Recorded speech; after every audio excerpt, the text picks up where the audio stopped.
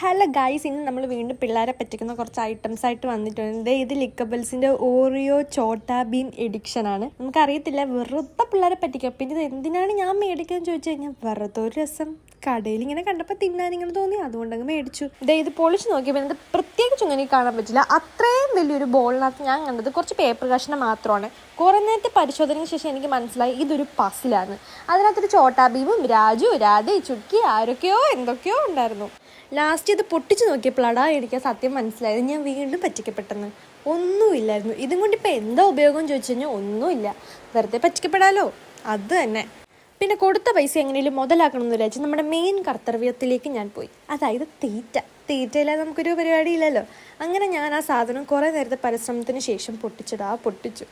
കാണാനൊരു ലുക്കൊക്കെ ഉണ്ടെങ്കിലും അടിപൊളിയായിരുന്നു. ചോക്ലേറ്റിൻ്റെ മണ്ടയ്ക്ക് ഇച്ചിരി ഓറിയോ ബിസ്ക്കറ്റൊക്കെ പൊടിച്ചിട്ട പോലത്തെ നല്ല ടേസ്റ്റൊക്കെ ഉള്ള സാധനമായിരുന്നു. അങ്ങനെ നമ്മുടെ ഒഫീഷ്യൽ ടേസ്റ്റേഴ്സ് ആയിട്ടുള്ള ഫസ്റ്റ് ആൾ ദേ ഇവിടെ എത്തിയിട്ടുണ്ട്. അപ്പോൾ ആ ഇച്ചിരി കൊടുത്തു. ഇച്ചിരി കഴിച്ചപ്പോൾ ആടെ ഒരു എക്സ്പ്രഷൻ കിട്ടിയപ്പോൾ എനിക്ക് മനസ്സിലായി ആൾക്കത് ഇഷ്ടപ്പെട്ടെന്ന്. അപ്പം നമ്മുടെ ഒഫീഷ്യൽ ടേസ്റ്ററായ സെക്കൻഡ് ആൾ ദേ വീണ്ടും ഇവിടെ എത്തിയിട്ടുണ്ട്. ആൾ സ്പൂണോട് എടുത്തുകൊണ്ട് പോയിടാ, എന്ത് പറയാനാ.